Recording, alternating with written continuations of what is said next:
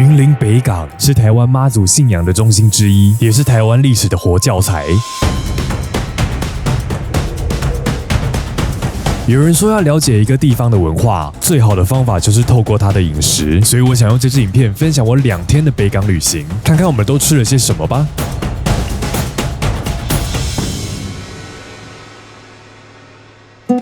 我们以前去云林都是去剑湖山，从来都没有去过云林其他地方。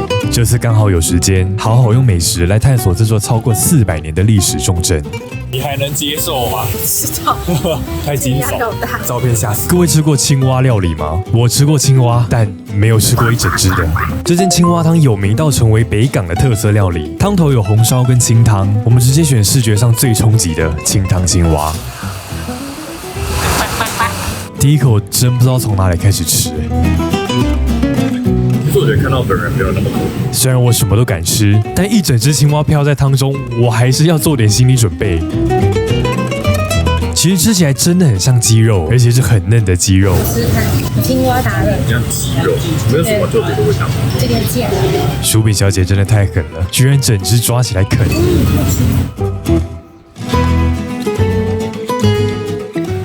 感觉是很会跳的青蛙。在做功课的时候，听说他们的蚵仔煎也非常好吃，所以我们也忍不住点了一份。我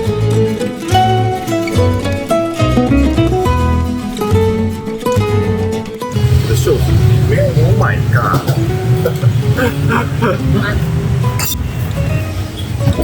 他们家的蚵仔煎，我觉得口味上有前段班的位置，煎的恰到好处，边缘脆脆，带有焦香的地方是我最喜欢的部分。只是我个人比较不喜欢它稍重的粉浆感。我喜欢这个最好吃的菜。再看一个青蛙，它边边脆脆的。因为我以前有吃过各种青蛙料理，但是我没有看过这种种子，通常都很三杯给，对，看不出来是没有错，或者一只腿而已。真的很傻眼，可能吃到最后有点不太怕，有点怕起来。青蛙汤他们还有红烧的，有些裹粉下去炸，视觉上相对安全一点。各位敢吃吗？风是怎样？很好吃啊，肉很嫩，比鸡肉再嫩一点。它特别就是特别在那个青蛙，就其实你把它换成蛤蜊的话，它就是它刚是蛤蜊吗？就是一个好喝的蛤蜊汤，红烧的不知道是怎么样。因为我们太晚到北港了，喝完青蛙汤时间已经来到黄昏，但我们还有好多行程要跑。现在还没到打烊时间，却没开，怎么会这样？结果福安不知道为什么2天都没开，有吃过的朋友可以跟我们分享一下吗？阿等土豆油饭，哦，是天空很漂亮。紫色的。再来是座位就在马路上的在地小吃，陪着很多在地人长大，用铜板就能用这些传统小点填饱自己的肚子。当天是平日，时间大概是晚上6点左右，内用与外带的客人大概1比1，生意还不错。我们点的酱一粥刚好100元。有人说北部粽是3D 油饭，那这碗不知道能不能称它为2D 的粽子呢？阿等的油饭糯米是有 Q 劲的，粒粒分明，不会糊成一团，味道也很香。但我觉得口味偏油偏咸，但还好一碗的量刚刚好。再来是蚵仔酥，这么大一盘才50元，蚵仔还蛮新鲜的，没有腥味。只是我觉得炸工有点可惜，外皮不酥，还有点吃油。最后是特制香肠，配上蒜片吃，味道还蛮打中我的，一口接一口不会死咸，好适合配杯啤酒。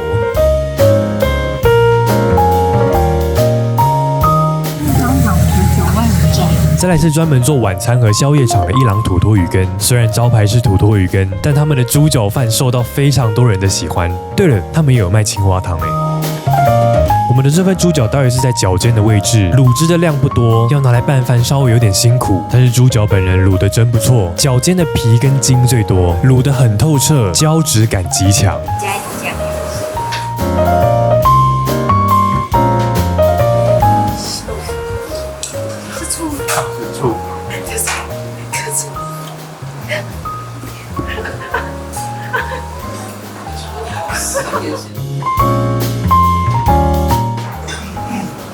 什么？有醋味。但我觉得酱可以再多一点。很软烂，又有带嚼劲，不会很难咬，懂不懂？解决掉猪脚饭之后，想要来点甜的，我们从庙后走到了庙前，来试试看在地超过1甲子的银牙冰是什么味道。我我们点的这碗是综合冰，口味上非常传统，有点偏甜，汤圆跟脆圆没有我期待中的嚼劲。一碗35元，其实味觉上并没有惊喜，是一种怀念感，也是许多人家乡的味道。第一天的宵夜是阿国黑豆浆，我们的行程走到这里真的有点累了，没想到阿国的好吃程度补足了我们的元气，尤其是他们的蛋饼，只能说煎台师傅的功力真的很强。蛋饼皮的口感很特别，吃起来在韧劲与酥脆之间。中间的蛋大概7分熟，让蛋饼在嘴里多了一份滑嫩的口感。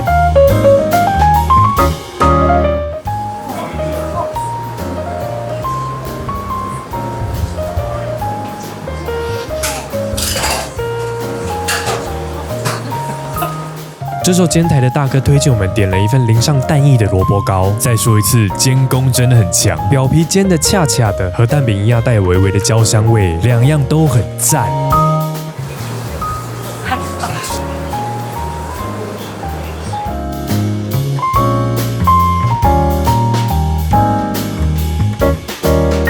脆软是现在的完美感觉。要配一杯饮料才是完美 ending。刚刚配着蛋饼喝的就是三亚红茶大王。慢下。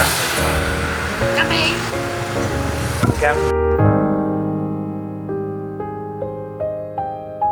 第二天，我们两个昨天晚上都没睡好，我们穿一样，而且这饭店的格局好奇怪。就是这样。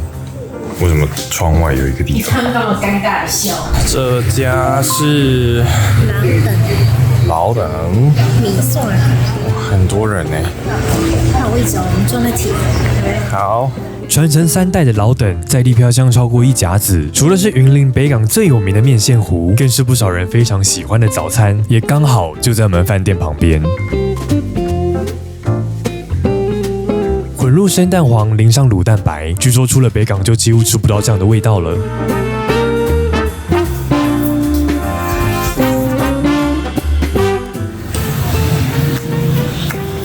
越简单的料理越难，这碗面线糊的层次感很强。我们还另外点了一份卤蛋白，配着面线一起吃，真的太完美了。对了，他们的辣椒很辣，我才加了一点点，就整个压过面线的味道。你喜欢这面线糊吗？喜欢，很好吃，跟古早味。其实它买有点咸，其实它算重口味的，算早餐吗？但是就很便宜啊。下一站是什么？下一站煎排骨。妹油开。妹油开。怎么会妹开。有吗？没有。他在刷了。Oh my god！ 第3家了。后来终于找到了一间在名单上有开的，兴奋到忘记拍店的外观，只好用这个方式。煎拔粿也是北港一带独有的早餐，用再来米制成的米粿，在煎台上煎的恰恰，配上米肠、卤大肠、香肠等配料就完成了。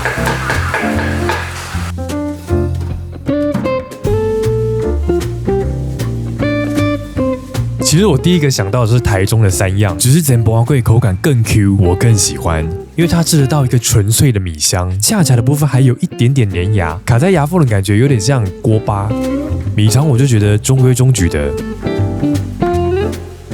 最后是卤大肠，我一定要说这个大肠卤的太赞了，非常入味，而且不会咸。回过神来，已经吃了好几个了。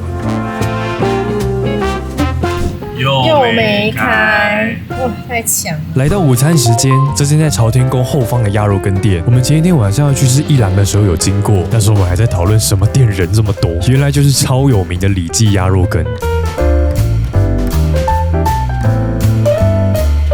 这碗招牌生炒鸭肉羹，我闻到它的焦香味。最大的特色就是鸭肉本身非常浓的镬气，香气十足。羹汤带有一点微甜，但我这个北部人还能接受，撒点辣粉更增添香气，而且价格便宜 ，CP 值很高，难怪生意这么好。怎么样的好吃法3字经来。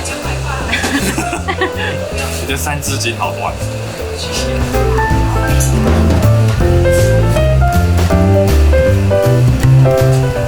3字经那么好吃。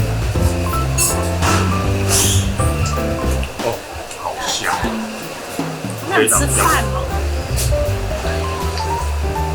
我觉得要再冷一点的时候吃，很好。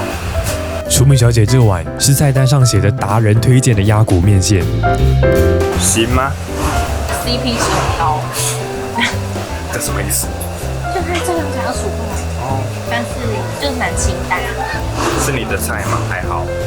还不错。我觉得如果加一颗蛋就更好。你说那个吗？面线。加蛋的加面线。原本行程上没有这一站，但身为实际做过减重的减重控，一听到这边有在卖减重冰，我就说虽然它已经很有名了，但我一定要拍。我们选了2种料，再加5元淋上炼乳，这碗就是我这次来北港的米其林推荐了，因为也是北港首创，软嫩绵密的减重真的好好吃哦。你有吃吗？我知道。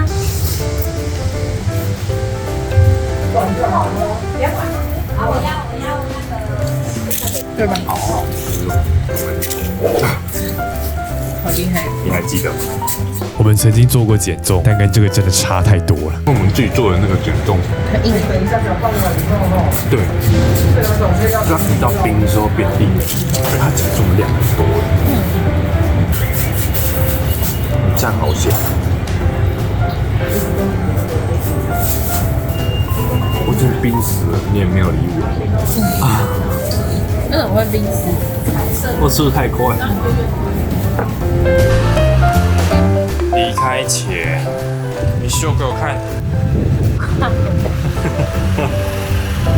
奶奶，我喜欢看那个冰沙的口感。回台北喽。别爱吃。Yes。我们在离开前还是买了份伴手礼，是在天后宫后方的蛋卷店，因为总想带点什么回去。北港是集历史与信仰的文化重镇，从饮食的独特性与多样性就能略知一二。这是我们第一次来到号称台湾梵蒂冈的北港，也希望有一天能参与1年1度的绕境盛事。那么北港，我们下次见喽！减鸭肉羹对不对？